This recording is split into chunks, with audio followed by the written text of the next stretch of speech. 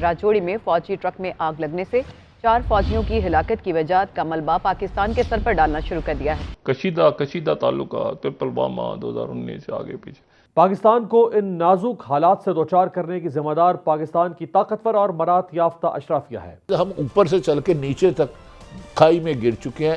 کیسے آگے بڑھتے ہیں، کیا ہوتا ہے، کشمیر پہ کیا ایشوز ہیں۔ شام 6 بجے بھارتی فوج نے حادثے کو نامعلوم دہشت گردوں کی طرف سے گرنیڈ حملہ قرار دے دیا۔ اس کا ہمیں کیا خمیازہ بھگتنا پڑ سکتا ہے؟ جی یقینی طور پر جب یہ واقعہ ہوا تو اس کے بعد سے پاکستانی میڈیا کے دوست بھی یہی چیزیں تلاش کر رہے تھے کہ بھارت کیا رویہ اختیار کرتا ہے۔ بھارت نے پہلے اسے آسمانی بجلی کا شاخسانہ قرار دیا، پھر یہ کہا کہ دہشت گرد گرنیڈ پھینک کر بھاگ گئے، اور پھر اس کے چند گھنٹوں کے بعد دوبارہ سریعام پاکستان پر الزام لگانا شروع کر دیا۔ پاکستان جو ہے وہ اس وقت آلموسٹ ڈس انگیجڈ ہے دنیا کے ساتھ، جبکہ پاکستان کے لیے پاکستان کو سفارتی تنہائی کا بھی شکار کرنا چاہتا تھا، لیکن وزیر خارجہ بلاول بھٹو زرداری نے ایس سی او کانفرنس میں شرکت کا دعوت نامہ قبول کر کے اور بھارت جانے کا اعلان کر کے بلاول بھٹو زرداری صاحب کی طرف سے آج جو وزارت خارجہ کی طرف سے بات ہوئی، یہ ہے 4 سے 5 تاریخ کو گوا میں انڈیا اور شنگھائی کارپوریشن، تو وہ ٹینشن اور بڑھ گئی۔ تو وہ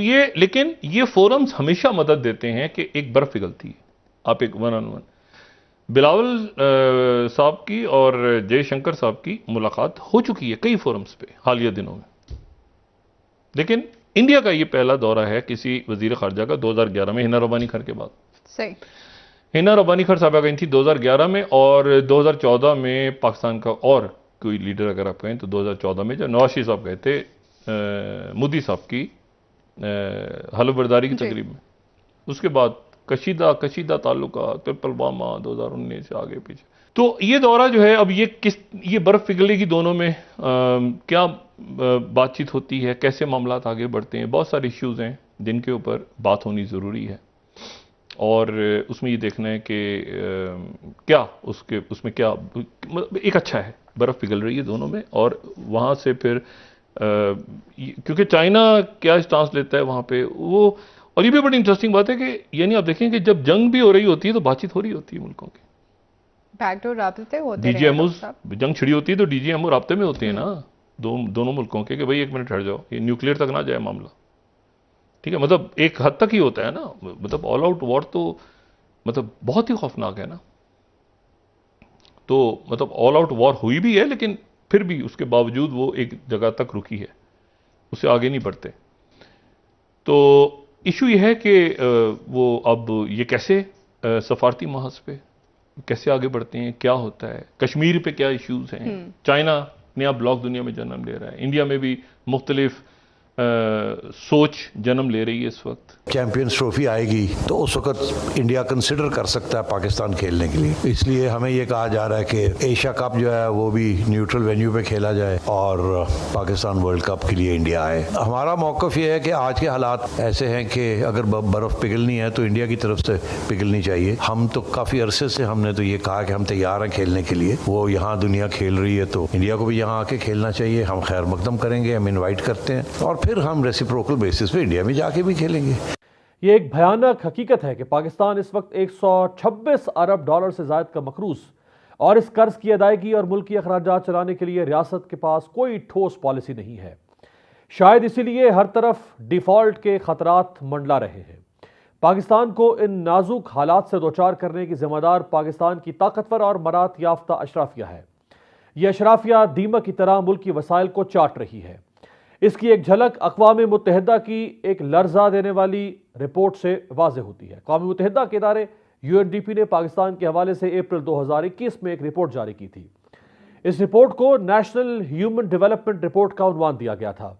اس رپورٹ میں بیان کردہ اعداد و شمار سے پتہ چلتا ہے کہ پاکستان میں امیر کی دنیا الگ اور غریب کی دنیا الگ ہے۔ جاگیردار، سرمایہ دار، فوجی اسٹیبلشمنٹ اور ریاست کے ملکیتی ادارے پاکستان میں مہارت سے سب سے زیادہ فائدہ اٹھاتے ہیں۔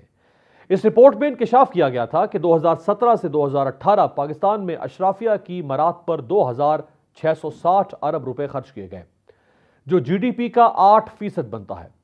اگر ان مہارت کا صرف 24% بھی غریبوں کی طرف منتقل کر دیا جائے تو عدم مساوات کے خاتمے میں یہ پہلا قدم ثابت ہوگا۔ طاقت، عوام اور پالیسی ملک میں عدم مساوات کے اصل محرکات ہیں۔ मुल्क की आमदनी का 9% महज 1% अमीर तरीन अफराद की रसाई में है। ताकतवर गिरोह अपने हक को इस्तेमाल करते हुए अपने हिस्से से ज्यादा हासिल करते हैं। लोग जिन्स और तबके की बुनियाद पर दूसरों के साथ इम्तियाजी सलूक करते हैं। पाकिस्तान में अदम मुसावात की तल्ख हकीकत आमदनी में पाए जाने वाले फर्क से जाहिर होती है।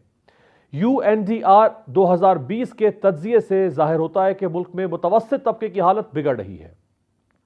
2018-19 में आबादी का 36% मुतवस्सित तबका था, जबकि इससे कबल 10 बरसों में यह तादाद 42% थी। मुल्क का सिर्फ 1% अमीर तरीन तबका पर्सनल बैंक डिपॉजिट के 26.4%, ज़ेरे काश्त अराजी के 20% और रिहायशी जायदाद के 16% पर काबिज है।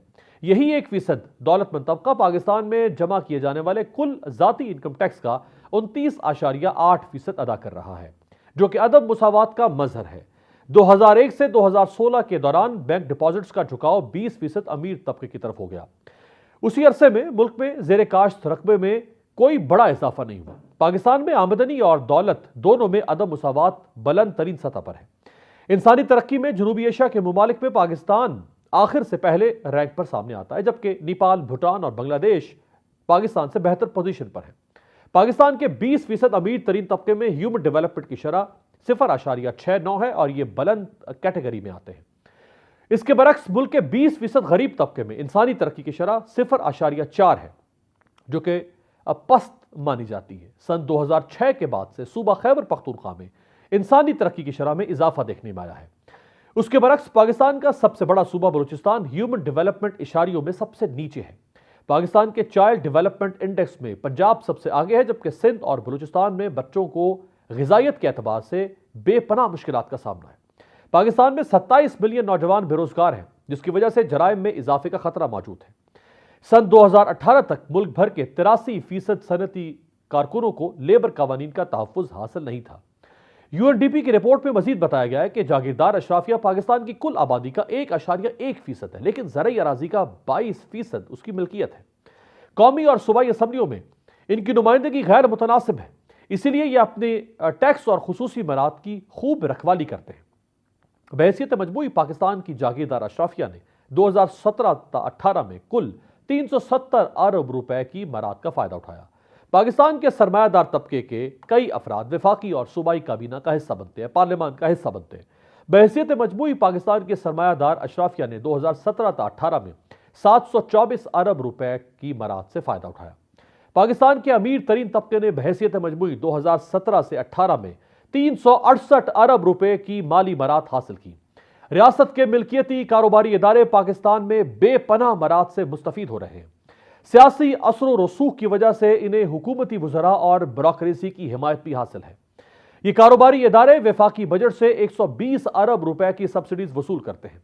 ये अपने अखराजात पूरे करने के लिए जो मुख्तलिफ ग्रांट्स हैं वो भी वसूल करते हैं। पाकिस्तान के मिल्कियती कारोबारी इदारों ने बहैसियत मजमूई 2017-18 में 345 अरब रुपए की मराद हासिल की।